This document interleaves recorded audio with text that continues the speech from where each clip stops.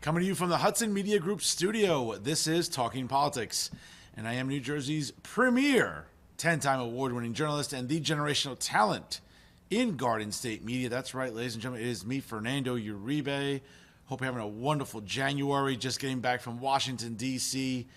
on Inauguration Day. I gotta tell you folks, the air smells a little fresher, even though it's colder, and the food tastes just a little bit better with a better republic now. But again, I'll save that rejoicing for later. But first, there's a lot to discuss, so let's get started. Here's what I'm thinking about right now. Ladies and gentlemen, let me preface this by saying that I don't think badly of Stephen Fulop, the person. He's a father, he's a husband, he's a Marine, he's a guy that, you know what, quite frankly, you can admire, look up to, and respect. But there are times that Stephen Fulop, the politician, really pisses me off. And here's the latest example. Now, in an op-ed submitted to the Hudson County View, he wrote the following as he was addressing State Senator Paul Sarlo. He wanted to take him to task over recent comments he had made about the trans community. Now, Mayor Fulop goes on to say, as Jersey City is the home of the largest LGBTQ community in the state of New Jersey, I want to take the chance to respond to State Senator Sarlo's comments that in many ways misunderstand this past November election results. No, it didn't, but more on that later. Last week, State Senator Sarlo gave an interview to a TV show moderated by Steve Adubato that was both misguided and vile, which it wasn't, but again, I know Steve has to placate and coddle the alphabet mob, not just in Hudson County, but of course statewide since he's running for governor, in which he pointed out to the LGBT community and the trans community specifically as a core reason that Democrats lost the November election to Donald Trump. That's true, but it's not for the reasons you think, Steve. More on that later. It's disappointing when a Democrat leader in Trenton with decades of experience parrots the talking points of right-wing media. But his comments speak to a larger issue of misunderstanding around the election that just Senator Parlo's comments represents. The truth is, Democrats didn't lose the election in November because of one single issue. In actuality, we lost the election because the public at large doesn't believe that many elected Democrats have core beliefs. Senator Sarlo's comments only reinforce that belief. No, that's not true, Steve. The reason the Democrats lost the Senate, lost some seats in the House, and ultimately lost the presidency is for a variety of different reasons. The fact that our border is out of control. The fact that illegals were just coming across the border in record numbers. The fact that President Joe Biden and Kamala Harris, somehow thought that the Inflation Reduction Act was going to do that. It did nothing of the sort. Or the idea that giving billions of dollars to corrupt regimes like Ukraine is a good idea. That's why you lost. It's not because of identity or other woke bullshit that many Democrats, including yourself, love to fixate on. No, it's about the fact that you alienated your core base, Hispanics, blacks, college-educated women, and single women. And of course, young men also from ages 18 to 35. But more on that later. In many of the pressing presidential election issues, from corporate welfare to Israel and Gaza, to healthcare, to fracking, our nominee repeatedly changed positions that even core supporters had a hard time defending or understanding. Well, of course you can understand the queen of word salads because, let's be honest, the cackling hyena used to confuse us all the time with the word salads that came out of her mouth. So let's be fair about what she was doing and wasn't doing.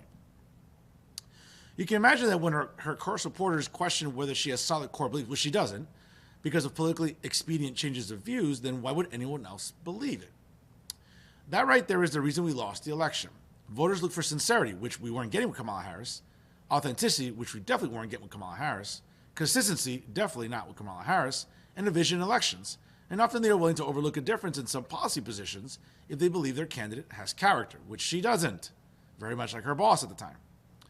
The trans issue, Senator Sarlo, was not the reason we lost in November. It was all the issues I referenced prior to Democrats who didn't articulate a consistent vision for the future. With regards to the trans community and Democratic principles overall, the Democrat Party was always the party that advocated for the most vulnerable among us and recognized that not everyone is born with the same opportunities or faces the same obstacles. It is in this context that Senator Sarlo's language is dangerous. We're on the brink of enduring 4 more years under a federal administration eager to roll back LGBTQ rights, especially those of transgendered Americans. This climate of hateful rhetoric emboldens the, quote, anti-LGBTQ plus victimization, including political scapegoating, which that's not true, Stephen. You want to make it about that, and so does your side of the aisle, but that's not true. And bullying tied to sexual or gender identity that significantly heightens suicide risks. A nationwide survey by the Trevor Project, the nation's leading suicide prevention organization for LGBT youth, found that more than 1 in 10 LGBTQ young people in the United States attempted suicide in 2023. The survey, which included responses from 18,000 people ages 13 to 24, also revealed that over a third of LGBTQ youth seriously considered suicide in the past year, with that figure rising to 46% for transgender and non-binary youth. Of all the LGBTQ youth surveyed, 12% reported attempting suicide, yet half of those who sought mental health care could not access it. This alone impacts residents throughout New Jersey, but beyond the current situation. Changes to Medicare at the federal level would exacerbate struggles and would only lead to more tragedy around homelessness, depression, and suicide. It is a dangerous situation and one that Trenton should not turn its back on because pundits say so. No, Stephen, it's not because of pundits. It's because parent organizations, because people in general are fighting back against all this woke bullshit. That's why Democrats lost in November. That's why they couldn't get the House back. That's why they lost Senate seats. That's why in municipal races across the country, as well as Board of Ed races, Democrats continue to take L's. But you don't want to see that. You'd rather make all the excuses in the world that somehow conservatives like myself are to blame. No, it's yourselves. Because you're coddling this small percentage of the population to win favor with them when they're not going to get you across the finish line come election time. For decades, New Jersey has been a leader in protecting the most vulnerable among us. And we are at a moment in time when this is more important than ever. We don't win elections by discarding moral convictions at the first whimper of a poll bump. We win elections by articulating a vision that sees people for who they are and not only protects them, but paves a way for them to have opportunities. New Jersey needs leaders who have a core, unwavering commitment to the dignity and rights of every resident. We can't pick and choose who's worthy of respect based on political convenience. Senator Charlo should do better. Sincerely, Stephen Fulop, Jersey City Mayor and Democrat candidate for governor. Now, again, Steve, you also decided to publish the following on your Twitter page this week, which I happened to capture and then, of course, provide a video response to you. But I'll give a lengthier one here since Twitter only allows me 2 minutes. All right? So you decided to write, Dear Grassroots Leadership for New Jersey. I hope this email finds you well, and I'll begin with a small, simple request that while I don't have email addresses for everyone that joined on the letter referenced, I hope you can please share this response with the entire group so that they know the seriousness in which I take their outreach. I'm not going to read you the whole thing, but for example, goes on to say, on immigration, as governor, I do intend to appoint an AG that is aggressive and understands immigration. Really? Well, if you want to appoint an attorney general that's aggressive and understands immigration, well, then you'll appoint one that doesn't coddle illegals like Matt Platkin does. At the service of the Emperor, Phil Murphy. Where somehow Phil Murphy, upon taking office in January of 2018, very much like Ravi Bala, another useless woke fool, right? Just like Ravi Bala decided to, call Hoboken a sanctuary city, Phil Murphy decided to make New Jersey a sanctuary state. Now, thankfully, that hasn't been codified into state law, but if you give Democrats enough time, they'll do that. With everything going wrong in New Jersey, like the highest property taxes in the country, I know because I own multiple properties, okay? The gas tax continued to increase. I know because I drive on the road and I fill up my gas tank, okay? As a matter of fact, taking the turnpike down to Washington, D.C. and paying tolls, I know what it costs to travel up and down the turnpike. So with an increase in tolls on both the Parkway and the turnpike, with the highest property taxes in the country, and of course, let's not forget everything else that goes up with spending in Trenton, coddling the alphabet mob and coddling the illegals seems to be on the priority list for Democrats in Trenton or for those running for governor, right? Of course, he goes on to say, on the environment, as a candidate for governor, I'm the only candidate that has outlined a clear environmental policy in detail as part of the platform because I fully intend on pushing this. I do believe it is the challenge of our lifetime. We cannot wait 4 years for progress until after the Trump term, right? He also goes on to say, here's a good whammy. On reproductive rights, I assure the Democrat candidates the governor will all be similar as fierce fighters for reproductive rights, but you will have an advocate that actually implemented programs and one who knows how to build on strong progress from Governor Murphy. Let me address each thing individually, okay? Listen, Steve, you're a good guy. I like you, but you're totally wrong here. This idea about, folks, let's be very clear. And the 47th president during his inaugural address, which I heard in person, said very much like, let's stop with the woke bullshit and let's just go with the fact that there's two genders. It's male and female. I don't care what hormones you take. I don't care what blockers you consume. Folks, women, biological women, are that. You have a uterus. You're not pregnant people. You're not a pregnant person. Okay? A woman, since it seems like Stephen Fulop and many on the left struggle with defining what a woman is, let me do you the favor. Now, I'm not a biology professor, but I did take high school biology. I actually got an A in it. But a woman is not some, innocuous, ambiguous term. A woman is wait for it, just in case you're not sure at home, folks. A woman is a biological human female with a uterus, with ovaries, okay, with a vaginal canal, okay? A woman isn't what you want it to be. A woman isn't some abstract concept. A woman's easy to define, okay? If you're a man, right, you're born with a penis. You ejaculate semen. You have testicles, okay? And very much like women, biological women, have distinct features. No amount of make-believe, no amount of dress-up by a man is going to make them a woman. So can we please stop coddling this nonsense? This is the reason, Steve, that Democrats lost in an embarrassing fashion on November the 5th. Because it seems like Democrats like yourself and other progressives would rather fixate on woke bullshit. That doesn't mean anything. That's not going to help you buy groceries. That's not going to help fight crime at the border. That's not going to help curtail the crime that's committed by many illegals in our cities. But no, again, you want a virtue signal. Okay? You want to promote this victimization that you think the alphabet army suffers at. Folks, I have never met a demographic that's so celebrated, yet they bitch and moan as if they're the most oppressed. That's what bothers me. Not because I'm a homophobe or a transphobe. I'm none of those things. What I am is a regular human being that's tired of all this virtue signaling, that's tired of all this identity nonsense. I don't care. Folks, again, back in 2020, Joe Biden was elected on the premise that he would bring back normalcy and competency. We got none of that for 4 years. What did we get? We had men playing make-believe with surgical implants, walking around naked on the White House lawn during Pride Month, okay? Or we had a Secretary of Transportation somehow on paternity leave for I don't know how many weeks and months because the burden of someone else, a woman, giving birth to a child that Pete Buttigieg and his husband were able to take care of, yes, that was somehow debilitating and exhausting. Folks, this is the nonsense that the Democrats and progressives and the left want you to fixate on. Folks, one of the most convincing ads during this past presidential election, and I saw it every Sunday. I would go out with my friends for Sunday Funday to watch the NFL. And what ad did we see? Kamala Harris, she's for they, them. Donald Trump's for you. It's a very simple ad, folks. It's pretty much telling people we're not here to fall in love with this woke bullshit and all the identity nonsense that Democrats and progressives seem to think is in our best interest, seem to think that that's the most pressing issue of the day. It's not. So, Steve, as much as you want to coddle trans people, I'm sorry. I don't believe in coddling mentally ill people. Sorry, that's how I feel.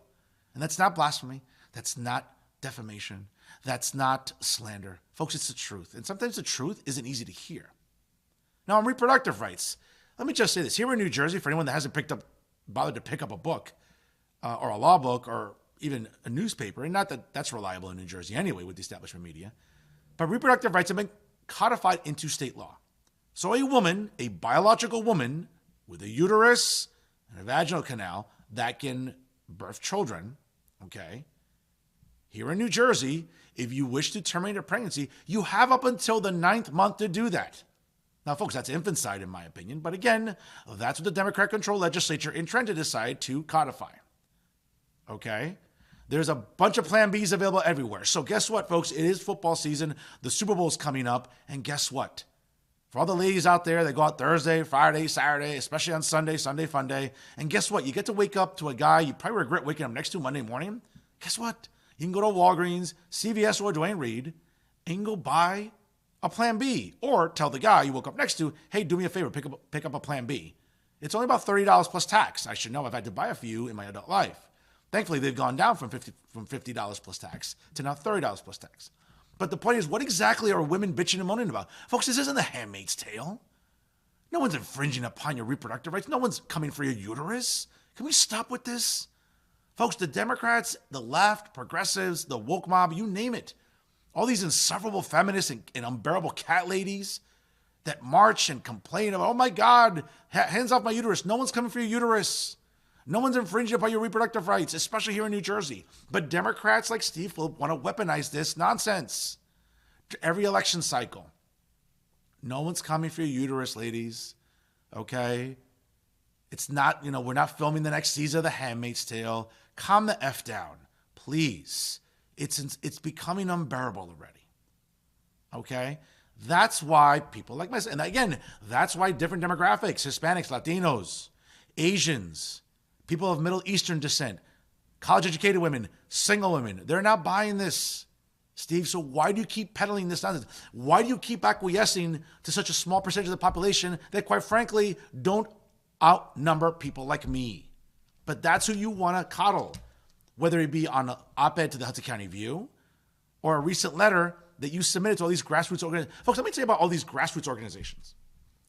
Like the New Jersey Alliance for Immigrant Justice, another garbage left-wing organization led by a garbage human being like Amy Torres. So when she's not feeding one of her 7 cats or living off her husband's money or figuring out what to order on Uber Eats while she sits behind her computer and virtue signal her next press release, what exactly is she accomplishing? Coddling illegals? Making sure that, hey, you know what? Let's not enforce border security. Let's just keep letting illegals come across the border here. Let them keep having kids here. Of course, overcrowd our schools, utilize our social services, soak them up. Yes, that's what people like Amy Torres and the New Jersey Alliance for Immigrant Justice stands for. That's what you want to put your weight behind, Steve? Or Make the Road New Jersey, or the New Jersey Working Families Alliance, or the Latino Action Network, right? Or, I don't know, the New Jersey Citizens Action Organization. Folks, these are the organizations that Stephen Phillip wants to rally behind. They'll be the first ones to talk about, oh my God, reproductive rights, nada. Can we stop, please? It's nonsense. And of course, last but not least, let's get to illegal immigration. Folks, we've seen what an unchecked border has done. We've seen what it has turned this country into. And thankfully, now we have a president in office that wants to tackle this. With a border czar that actually wants to do something. Unlike the previous border czar who was just cackling like a just unstoppable hyena. No, folks, we actually have the adults back in charge. Because we have serious problems. And we need serious people to solve them. We didn't have that on January 19th, 2025. As a matter of fact, as of 12 noon on January 20th, 2025, we have the adults back in charge. Now, again, not trying to take a stab at Stephen Phillip. He's an adult. He's responsible. He's overseen the progress of Jersey City. And while it's priced some people out, he's made some strides and some advancements. And I'll give him his due. But Stephen, you're putting your chips, as a matter of fact, behind the wrong people here. Coddling illegals, coddling the mentally ill, and most importantly, weaponizing reproductive rights when you know fully well that that's not an issue this election cycle. You need to do better, Steve. If you want to win in a field of 6 Democrats on the June 10th primary, which, folks, let's be honest, it might just take 20% to win that primary. Do you think coddling mentally ill people, the alphabet mob, illegals, and coddling all these insufferable feminists and cat ladies is going to get you across the finish line? Spoiler alert, it's not. And the sooner you learn that, the better it'll be for everybody. Stephen, do better, man. Because if you want to be governor, it starts right now. Folks, I'll tell you, Stephen Phillip's got a lot of thinking to do.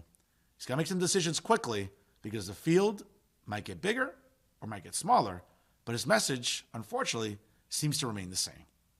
And that's what I'm thinking about right now. Now, some local stories for your consideration. Now, we go from discussing one form of woke bullshit to another form, and that's at the name of Hoboken Mayor Ravi Bala. And a special thank you to Aaron Murrill, the editor of the Jersey Times, for his reporting on this story. Thankfully, Hoboken Mayor Ravi Bala will not announce re-election in 2025 for the city of Hoboken, but unfortunately, this clown will be running for the state assembly in the Democrat primary coming up on June the 10th. Now, Hoboken Mayor Ravi Bala has announced his candidacy for the State Assembly in New Jersey's 32nd Legislative District, which is comprised of the city of Hoboken, downtown Jersey City, and the Jersey City Heights. He emphasized his belief that Trenton needs more mayors who, quote, deliver tangible results like what? Higher property taxes? Repainting the crosswalks rainbow colors during Pride Month instead of hiring more police officers? So I don't know, residents in Hoboken aren't stabbed in plain daylight at Church Square Park? What exactly are the tangible results, Ravi? More on that later. Quote, as a two-term mayor, unfortunately, I believe Trenton needs more mayors who get things done. Like what? You haven't gotten shit done. Like, please tell me what you've gotten done. What? Opening more dog parks? What? Have you addressed parking? Have you addressed a rat infestation that's taking place on Hoboken city streets? Right? Oh, I'm sorry, that's right. Take taxpayer dollars for drag queen story time at the Hoboken Public Library. Instead of, I don't know, maybe building more parking decks.